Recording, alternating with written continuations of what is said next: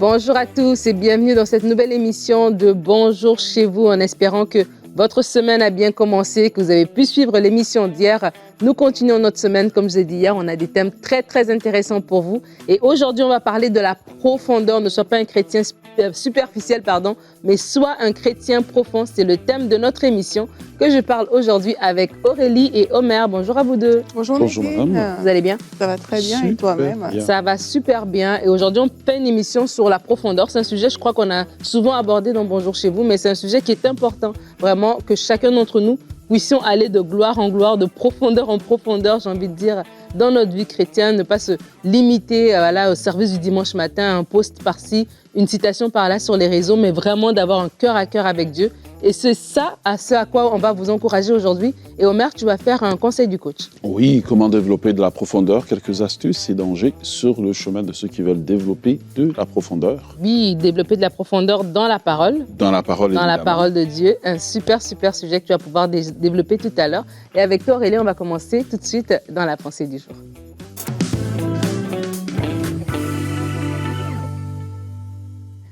Alors, de manière simpliste, on peut définir la superficialité comme le fait de rester léger dans sa vie chrétienne, vu que c'est de ça qu'on parle aujourd'hui.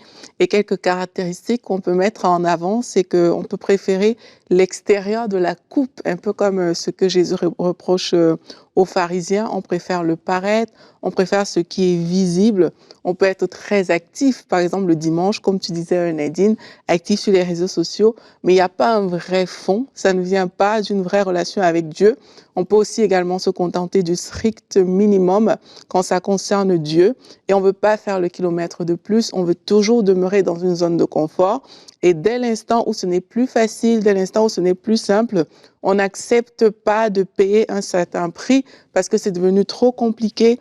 Et tout cela fait en sorte qu'on a du mal à développer une relation avec Dieu, une relation profonde, une relation sincère. On a du mal à le servir. On a même du mal à réagir dans la vie chrétienne face aux attaques, face à la perception de la parole, face à différentes choses. Bref, on est resté léger. Et la Bible dit dans Daniel 5, c'est l'histoire du roi Belshazzar. Et là, au verset 25, ça dit « Voici l'écriture qui a été tracée, comptez, pesez et divisez. » Et voici l'explication de ces mots. Comptez, Dieu a compté ton règne et y a mis fin. Pesez, tu as été pesé dans la balance et tu as été trouvé léger. Ça veut dire quoi? On a pesé ce roi et face à tout ce qu'il faisait, si on lit un peu l'histoire, on voit qu'il a été trouvé léger. Il y a des comptes qu'on va rendre à Dieu sur la façon dont on a vécu notre vie chrétienne et personne d'entre nous ne veut être trouvé léger. Alors pourquoi certaines personnes restent dans la légèreté et manquent de profondeur? Mais parfois c'est parce qu'on banalise le royaume de Dieu. On est trop intéressé par le monde. Il n'y a pas vraiment eu cette vraie rupture avec la vie passée, avec des choses du monde. Il n'y a pas eu un vrai abandon à Dieu. Et ça fait qu'on reste toujours à la surface et qu'on ne va jamais profond. Il y a aussi des personnes qui malheureusement sont trop habituées aux choses de Dieu. On voit ça avec des fils d'Élie et de Samuel dans la Bible. Ils ne sacralisaient plus en fait les choses de Dieu. Ils étaient trop habitués et on voit que ça les a conduits également à la dérive. Il y a également des personnes qui n'ont plus soif de connaître Dieu, qui n'ont plus soif de l'aimer comme au premier jour. Et ça vient souvent d'une mauvaise compréhension. On nous a peut-être jamais enseigné que l'amour de Dieu doit vous presser et que c'est ça la vie chrétienne.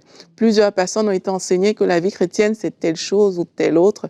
C'est un combat, c'est ceci, c'est cela. Mais la vie chrétienne, c'est l'amour de Dieu qui te presse et qui te pousse vraiment à développer cette relation avec lui. Et malheureusement aussi, pourquoi est-ce qu'on peut rester léger? Mais c'est parce qu'on est trop préoccupé par soi-même, son image, l'opinion des autres. On n'est pas assez préoccupé par Dieu. On est au niveau des apparences. Mais aujourd'hui, alors qu'on est en train de faire cette émission, le but, en fait, est de vous encourager à vous laisser presser par cet amour de Dieu pour devenir profond. La profondeur va plus loin que la surface. La partie invisible de notre vie chrétienne devrait être plus ancrée que la partie visible. On ne peut pas se satisfaire d'une dimension ordinaire parce que le cœur doit être engagé, notre cœur doit être profond envers le Seigneur. Et l'une des clés pour quitter la superficialité que je peux partager avec vous avant de conclure cette pensée, c'est le Saint-Esprit et la soif de Dieu. C'est ça qui va faire la différence dans votre vie.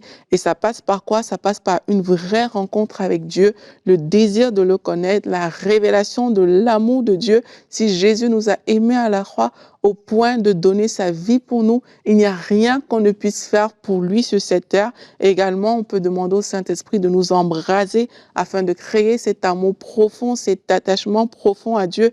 La Bible dit que la profondeur appelle la profondeur, un flot en appelle un autre. Demandons au Saint-Esprit de nous remplir de cette soif qui va certainement faire la différence. Amen, amen. Merci beaucoup Aurélie, ta pensée était très très belle. Et garde tes points parce que je crois qu'il y a beaucoup de choses j'aimerais bien que tu puisses redire.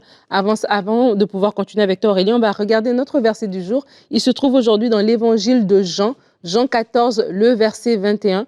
La parole dit « Celui qui a mes commandements et qui les garde, c'est celui qui m'aime. Celui qui m'aime sera aimé de mon Père et moi aussi, je l'aimerai et je me ferai connaître à lui. » Et dans ce verset, on voit que Jésus est en train de nous montrer que la personne avec laquelle il va rentrer en intimité encore plus grande, c'est la personne qui va garder ses commandements. Il va garder ses commandements comment? Parce qu'il va le connaître en fait. Parce qu'il va aller plus loin, il ne va pas rester quelqu'un de la foule, mais il va devenir un disciple, il va devenir quelqu'un de l'intimité, quelqu'un de la profondeur.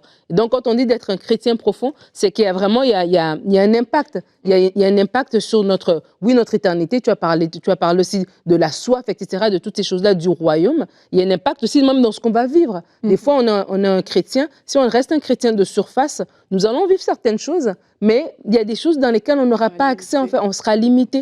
Et il y a tellement plus, en fait, avec le Seigneur. Et c'est ça l'encouragement qu'on veut faire pour vous aujourd'hui. Quand on te dit sois un chrétien profond, c'est pas pour te dire que tu n'es pas assez bien, c'est pas pour te critiquer ou te condamner, mais c'est pour t'appeler, t'inviter à plus, en fait. Cette invitation à plus de profondeur, Dieu l'offre à chacun de nous. Et des fois, il faut se challenger. Hein. Même nous-mêmes, hein, on est là et des fois, on peut devenir confortable, on peut avoir, voilà, on connaît Dieu d'un certain niveau, mais encore plus. Et des fois, on va se challenger. Est-ce que tu fais un jeûne? Ah ben, moi aussi, j'aimerais bien jeûner. Et tout ça. Et c'est comme ça des choses qu'on fait, non seulement pour aller en plus de profondeur, se challenger à prier ensemble, se challenger même dans, OK, j'ai lu telle chose, est-ce que tu as lu telle chose? Et on partage un petit peu ce qu'on a lu dans la parole. Des fois aussi, notre environnement va nous aider à aller plus en profondeur, mais nous-mêmes aussi, on doit chercher à être challengé dans notre vie chrétienne pour aller plus loin, en fait. On doit chercher à aller de gloire en gloire, et ce, dans tous les domaines de notre vie, y compris dans notre vie chrétienne. Et il y a un des points que j'ai mentionné, sur lequel je veux revenir, c'est que vraiment, la partie invisible doit être plus importante que la partie visible, et ça doit être le reflet de la partie invisible. Parce que parfois, justement, le paraître est tellement important dans la société actuelle que oui, sur le papier, tu peux être un ultra super bon chrétien, mais la réalité, c'est que dans ta vie, mais il y a quelque chose qui cloche. Lorsqu'on voit la lettre à l'église de Sardes, c'est dit que tu parais vivant alors que tu es mort. Et souvent, c'est ça aussi la superficialité, c'est qu'on a une apparence de quelqu'un qui est OK au niveau de la vie chrétienne, mais la réalité, c'est qu'il y a une mort à l'intérieur parce que cette partie cachée que personne ne va voir au final n'est pas entretenue.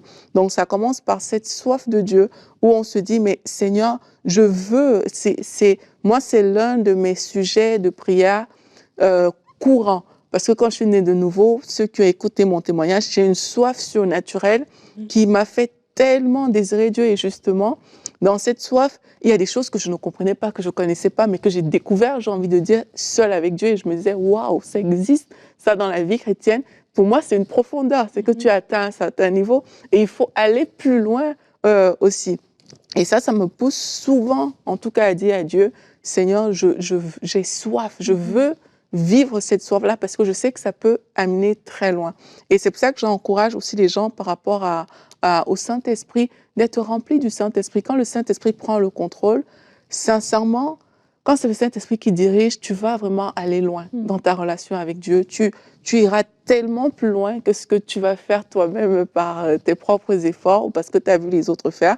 Demande au Saint-Esprit de nous remplir de cette soif de Dieu qui fait la différence. Je crois que ça va aider et puis ça va éviter beaucoup de pièges et de dangers. Amen. Et on aimerait prier pour vous. Je pense que je vais demander à Aurélie de le faire par rapport à la soif. Parce que c'est sûr que si vous n'avez pas la soif et qu'on reste juste, ça devient juste une émission comme une autre, ça devient une discussion comme une autre, ah oui, c'est vrai, je pourrais être plus profonde. Ah, peut-être que je vais prendre une journée de prière, je vais peut-être prier un peu plus. Et puis, au bout de 2 semaines, on revient à la normale, en fait. Mais c'est pas quelque chose qu'on fait par nos propres efforts, dans le sens où on se met un rappel, une alarme, il faut que je prie. Mais c'est l'élan de notre cœur, et ça, c'est le Saint-Esprit qui nous attire, en fait, dans sa présence. Et c'est tellement plus agréable lorsque c'est Dieu qui nous attire et on reste là et on veut encore plus et encore plus. On veut encore rechercher des moments avec lui, que ce soit la pause du midi alors qu'on est au travail, que ce soit parce que pendant qu'on fait le repassage, peu importe, que ce soit le soir alors que les enfants sont couchés ou tôt le matin, se retirer pour rechercher sa présence. C'est encore mieux quand c'est lui qui nous attire et nous-mêmes on y va et on est rafraîchi, en fait, et on a soif de lui. Et je crois que la soif, c'est le Seigneur qui la met dans notre bouche et c'est à partir de là qu'on peut vraiment grandir dans notre profondeur avec le Seigneur. Alors, on a tout un conseil du coach qui va nous aider à être outillés pour comment développer la profondeur, mais je crois que le premier ingrédient, c'est la soif. Et Aurélie, je te demande, s'il te plaît, de prier pour les gens. D'accord, Seigneur Jésus, je te dis merci parce que c'est toi qui nous conduis. Et Saint-Esprit de Dieu, tu es celui-là qui sait créer cette soif. Alors, je veux prier maintenant que toutes les personnes qui sont connectées à ces émissions, qu'elles puissent être remplies de toi, cher Saint-Esprit. Que la soif que tu as mis dans mon cœur, Seigneur, et qui m'a animée dans ces débuts de vie chrétienne, que cela puisse être le partage des personnes qui nous suivent. Seigneur, mon cœur battait pour toi, tu étais le centre, tu es le centre, tu es le but. Et je prie, Seigneur, afin que cela devienne le partage de ces personnes. Seigneur, merci pour tout ce que tu es en train de faire. Et je crois qu'alors qu'on est en train de parler, des personnes sont remplies du Saint-Esprit. Cher Saint-Esprit, merci parce que tu te déverses dans la vie de ces personnes aujourd'hui. Merci parce que tu les remplis, tu les inondes, tu les touches. Merci pour tes touches, ta touche, Saint-Esprit, qui descend sur mes frères, sur mes sœurs qui sont connectés. Merci pour cette soif qui s'attache à leur cœur. Merci pour ta vie que tu répands, Seigneur. Merci parce que tu les amènes dans des profondeurs, des choses qu'ils ne connaissent pas encore, Seigneur, des choses qui ne sont pas montées dans leur propre cœur. Merci parce que tu les amènes dans ces choses-là, ces choses qu'ils n'ont pas encore vues, ces choses que leur oreille n'a pas encore entendues. Précieux Saint-Esprit, nous te bénissons pour ta présence. Merci parce que tu remplis chaque maison de toi. Et merci pour tout, Esprit de Dieu. Amen. Amen, amen. Merci Aurélie. Depuis le début de l'émission, pendant que tu parlais, justement, j'avais l'image d'un iceberg. Et un iceberg, en fait, la partie qui est visible, la partie qui est au-dessus de l'eau, elle est toute petite. Elle est grande, mais elle est petite comparativement à la partie qui est en dessous, en fait. Et c'est ça, c'est cette profondeur, cette partie invisible qui fait la force de l'iceberg, en fait, que même si un grand bateau arrive à cogner l'iceberg, ben c'est le bateau qui perd parce que, en fait, l'iceberg est beaucoup plus grand et plus fort à l'intérieur dans une partie qui est invisible à l'œil nu. Et vraiment, on veut vous encourager aussi en développant de la profondeur. Mais voilà, peut-être de l'extérieur, j'ai toujours l'air d'une petite madame et tout ça, tranquille, mais à l'intérieur de moi, je suis forte. À l'intérieur de vous, vous êtes fort. Et des fois, devant des situations de la vie qui vont venir comme ça pour vous déstabiliser, parce que vous êtes fort, parce que vous êtes profond, parce que vos racines sont solides et stables, vous allez pouvoir y faire face. La Bible va nous dire, Paul va parler de ses compagnons, il va dire que Démas l'avait abandonné par amour pour le siècle présent. On peut avoir bien commencé dans notre vie chrétienne, mais si on n'entretient pas ce feu-là, si on ne grandit pas dans la profondeur, le service, c'est pas ça qui va changer, qui va nous sauver. C'est pas toutes ces choses-là, c'est notre relation avec Dieu. Et vraiment, on veut vous encourager à continuer cette belle course de la vie chrétienne. C'est la plus belle des courses et la couronne de gloire nous est réservée à chacun de nous. Le Seigneur, le Dieu Tout-Puissant, la réserve pour chacun d'entre nous. Alors, grandissons dans notre profondeur avec Dieu. Et comment le faire? On va le découvrir tout de suite avec Omer dans la rubrique Conseil du coach.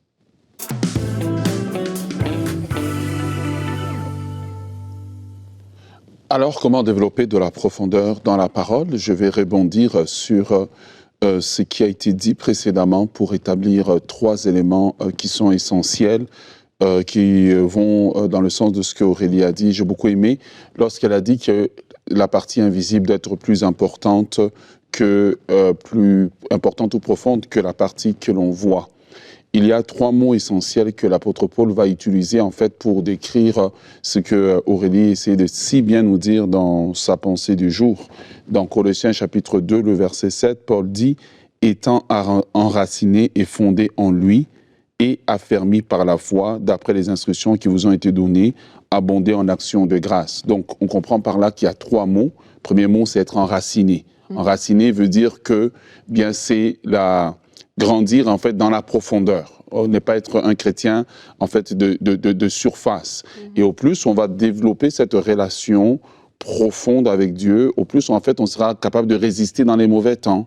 On sera capable de se remettre vite quand on a une offense. On sera capable de résister quand les circonstances de la vie nous frustrent. Je voulais juste mettre cela comme une table afin de pouvoir maintenant développer vraiment ce conseil du coach sur comment en fait développer la profondeur dans la parole. Donc il y a 3 mots essentiels: être enraciné, être fondé, qui nous parle de notre surface maintenant.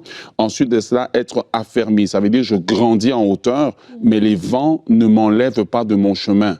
Les circonstances ne m'enlèvent pas de mon chemin. Pourquoi? Parce que les racines, justement, sont dans la profondeur. Alors, lorsqu'on veut développer de la profondeur dans la parole, j'aime bien le mot profondeur, nous devons savoir qu'il y a essentiellement 3 ennemis de la profondeur.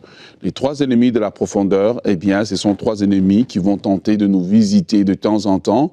Et si on a notre garde baissée, eh bien, ces ennemis vont prendre avantage de nous. Le premier ennemi, c'est ce que j'appelle le vol de la parole.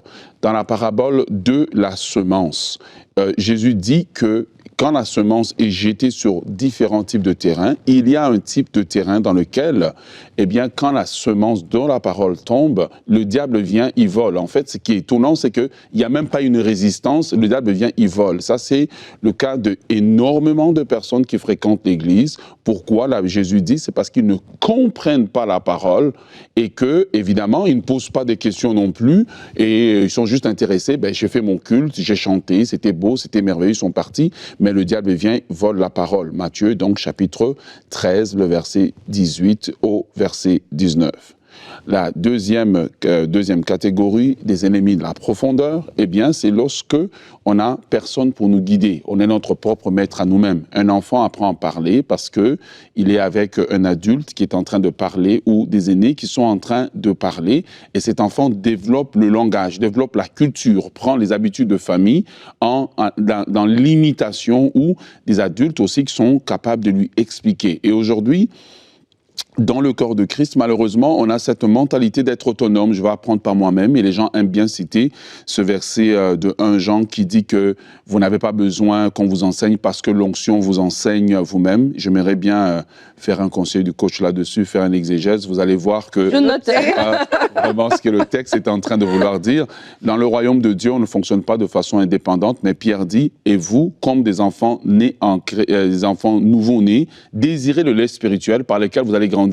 Eh bien, un bébé ne prend pas le lait, on lui donne le lait. Et donc, nous avons besoin des gens qui vont nous guider, nous expliquer la parole. Quand on lit dans Actes chapitre 8, le verset 30 au verset 31, la Bible nous dit, Philippe courut et entendit l'Éthiopien qui lisait le prophète Ésaïe. Il lui dit, comprends-tu ce que tu lis? Il répondit, comment pourrais-je si quelqu'un ne me guide?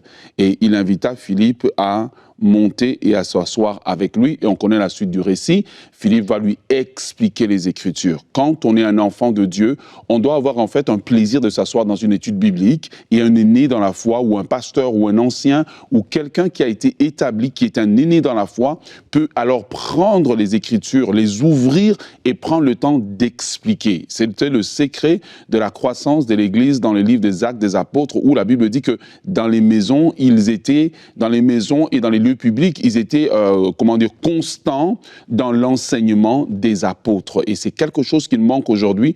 On ne peut pas juste se limiter à la prédication du dimanche. On a besoin des gens qui vont nous enseigner la parole. Alors, le dernier, je ne veux pas trop traîner dessus, la pratique du péché. Si vous êtes un professionnel dans le péché, eh bien, dans un certain type de péché, ça va empêcher juste la parole, en fait, de vous imprégner et ça va empêcher le développement de la profondeur. Alors, deuxièmement, j'aimerais entamer avec vous maintenant comment aller sur le chemin de la profondeur. Ça, c'est la partie que j'aime. C'est premièrement un désir ardent.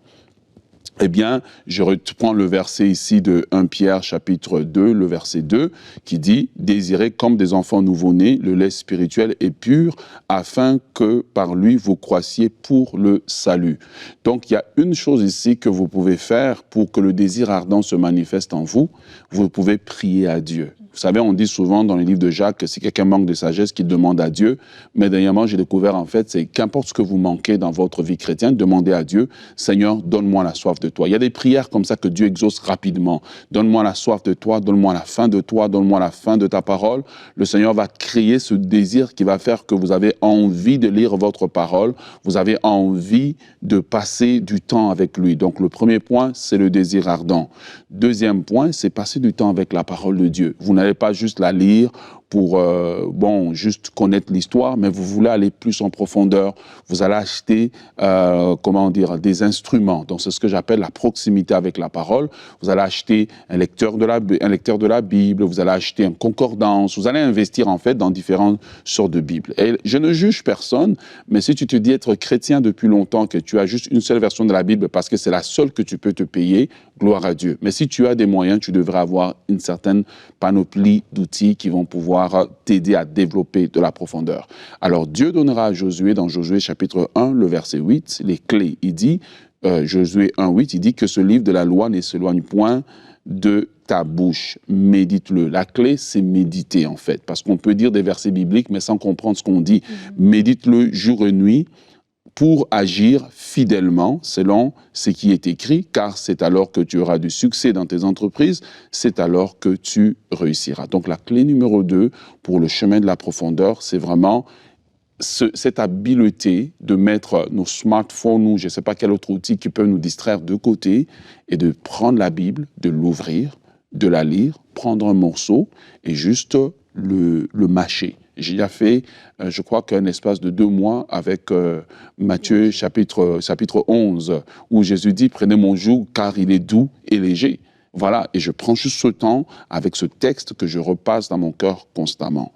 Troisième des choses qui nous amène à la profondeur, c'est la proximité avec Dieu. Vous voyez, c'est la proximité avec Dieu. Dans mes temps privés, ou maintenant, comme dans Marc chapitre 4, le verset 34, la Bible dit il ne leur parlait pas sans parabole, mais en privé, il expliquait tout à ses disciples. Vous voyez, quand on prend le temps, constamment dans des temps de prière quotidienne, des temps de méditation quotidienne, la parole alors commence à devenir claire en fait en nous. C'est le chemin de la profondeur. Pourquoi? Parce que Dieu est l'auteur de sa propre parole. Il est le meilleur enseignant de sa parole. Et en fait, une des choses qui se passe lorsque on applique le point numéro 1, la proximité avec la parole, 2, la proximité avec Dieu, c'est que on va remarquer, c'est ce que j'appelle, dans mes termes à moi, le cerveau spirituel. Notre cerveau spirituel, en fait, il se développe, ou ce que je peux aussi appeler la mémoire spirituelle. Ça veut dire qu'on a la capacité de se souvenir d'un message qui a été prêché facilement, des versets qui ont été cités. On a la capacité de feuilleter la parole de Dieu. Et puis lire un texte, c'est comme s'il s'imprime en nous. C'est comme ça qu'on connaît que notre proximité avec Dieu est en train de grandir, notre proximité avec la parole est en train de produire un effet. Mais si vous êtes là, vous lisez, et que la parole ne peut pas naturellement juste s'imprimer, il faut vraiment aller retourner à Dieu et demander à Dieu, Seigneur, creuse en moi, que ta parole demeure en moi.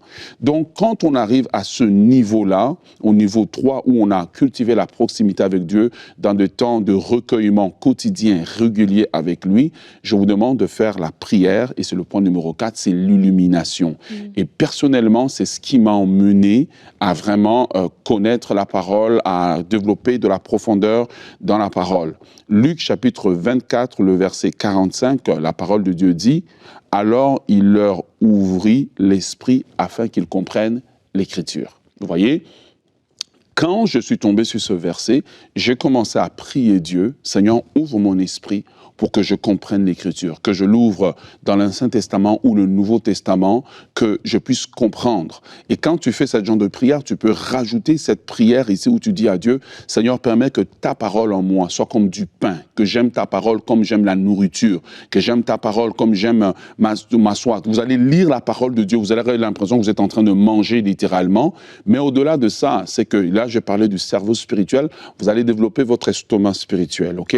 Donc, quand votre estomac spirituel se développe, vous allez pouvoir tirer les nutriments de la parole, en fait. Elle n'est pas seulement une parole qui rentre à vous et qui sort, mais cette parole rentre en vous, elle vous nourrit, vous retirez le meilleur de cela, et par l'illumination, vous avez Dieu qui vous ouvre les yeux. Vous pouvez alors commencer à comprendre les Écritures, faire par exemple le rapport entre un texte, mettons, de Deutéronome et puis un texte du Nouveau Testament qui, en apparence, en fait, on voit rien, mais par l'illumination, vous commencez à comprendre les Écritures. C'est pour ça que Philippe pouvait expliquer les Écritures en partant à partir du prophète Ésaïe jusqu'au passé, au travers de la royauté et arriver à expliquer tout ça à l'eunuque éthiopien.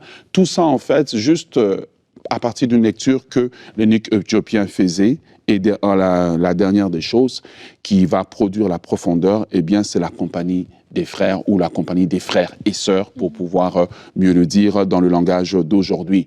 Vous devez aimer la compagnie des gens qui aiment la parole de Dieu, des gens qui aiment discuter de la parole de Dieu, pas seulement des gens qui seront assis avec vous, parler de football, parler de la nourriture, de la cuisine, de voyage, mais la compagnie que vous entretenez au travers de vous, aimez les gens qui aiment la parole de Dieu. Actes chapitre 13, le verset 1, il dit qu'il y avait dans l'église d'Antioche des prophètes, des docteurs, Barnabas, Siméon, appelé Niger, Lysius de Cyrène, Manahen, qui avait été élevé avec Hérode, le tétrarque, et Saul. Et qu'est-ce qui a jailli de cette église-là?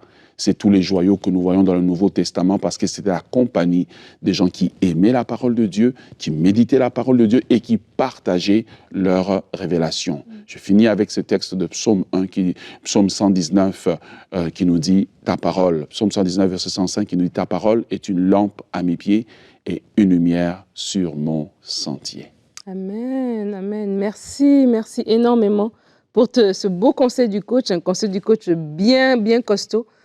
Profond, voilà, bien profond, que je vais moi-même réécouter. Je suis inspirée et merci vraiment pour tout ce que tu apportes. Tu es un homme de la parole. Merci beaucoup, un homme très profond. On va se retrouver demain, on a terminé. Merci Aurélie pour ton apport. J'ai l'impression... Elle m'a oublié, elle n'avait Dieu que pour son mari. J'ai comme l'impression, je me suis sentie reprise dans mon esprit. Merci Aurélie.